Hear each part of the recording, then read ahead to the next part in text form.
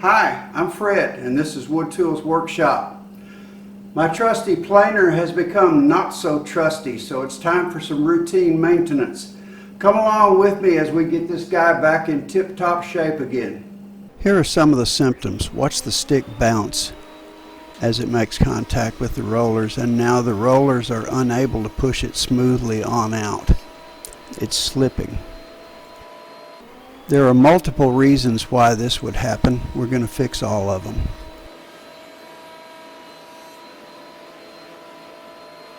First things first.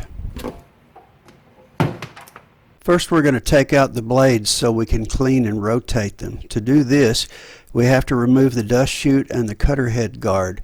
These are held in place by 3 knobs that we'll unscrew.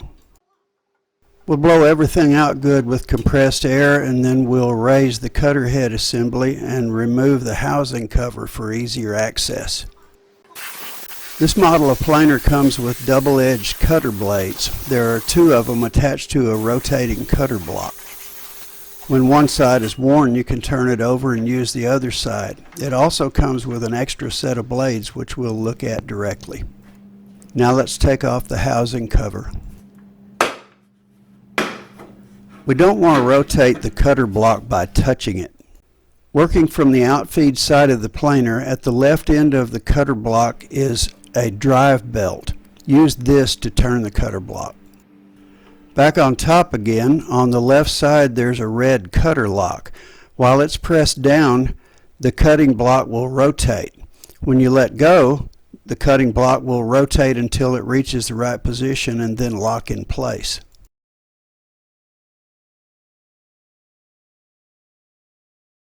The second set of blades is clipped to the bottom of the outfeed extension.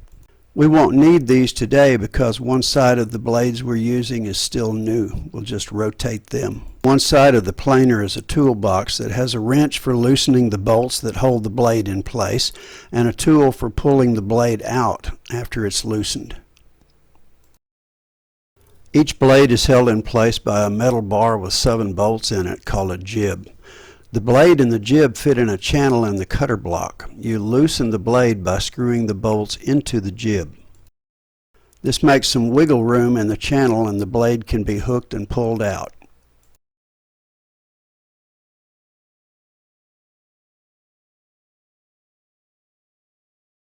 We're going to soak the blades in some tar and pitch remover. We'll go ahead and remove the jib and clean it while we're cleaning the blades.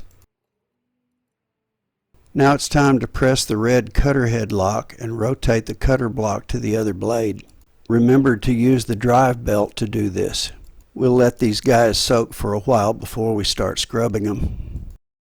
Many of the actions in this video get duplicated. I'm not asking you to watch the second one, just accept that I did it.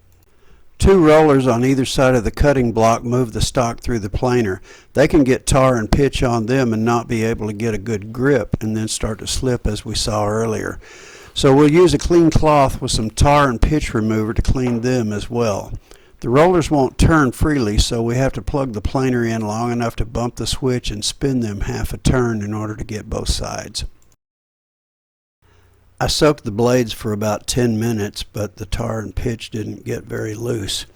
First I used a cloth and then a wire brush and finally steel wool to get it off. It took a deal of scrubbing. You really want to be careful with this. The blades are sharp.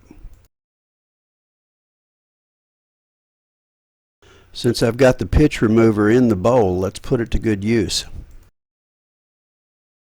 Even though we're going to flip the blades to the unused side, we need to clean the pitch from them and the jib and the channel. Otherwise we might not get a good fit and the blade would be offset, making an uneven, ugly pass on our stock.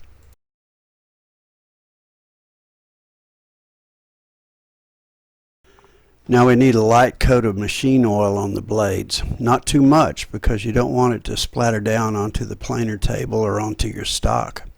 These few drops I put on here were actually too much, so I used a paper towel to absorb some of it.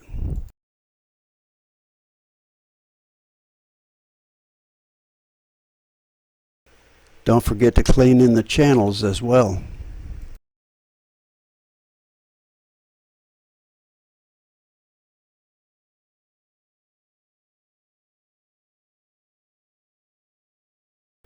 Now it's time to put everything back in the cutter block. I hope you remembered which side of the blade is the new one. I'm being very gentle and careful with this sharp blade.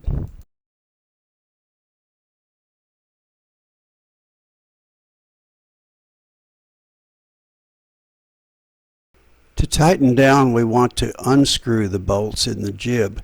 They touch the side of the channel and push the jib into the blade, securing it.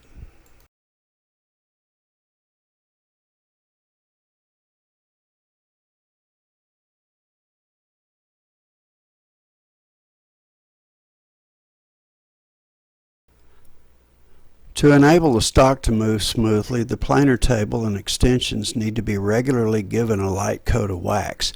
This will help prevent the sticking we saw earlier. Don't use so much wax that it can be absorbed by your stock and possibly interfere with staining later. Now it's time to reattach the Cutterhead guard and the dust chute. The two outer knobs don't fit through holes in these pieces. They fit into slots on the sides and hold them by pressing down on the edges. The center knob secures everything.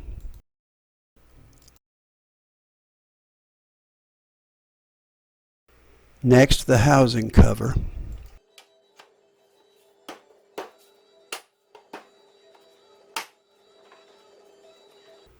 The table extensions need to be level with the table. Looking here, we can see that both extensions are about 1/8 of an inch too high.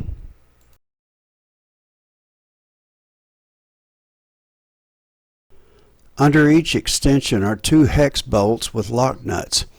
These set the height of the extensions. We need to loosen the lock nuts and adjust the bolt's height until the extension is level. Then we tighten the lock nuts while holding the bolt in position.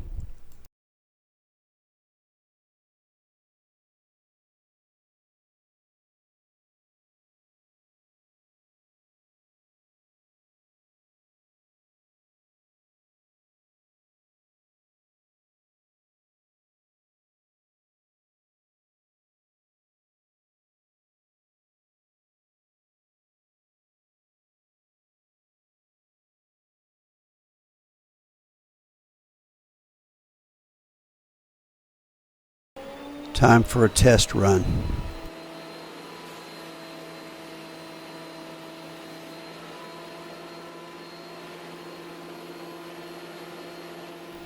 There's still one more thing to check. On the right side of the planer is a thickness scale.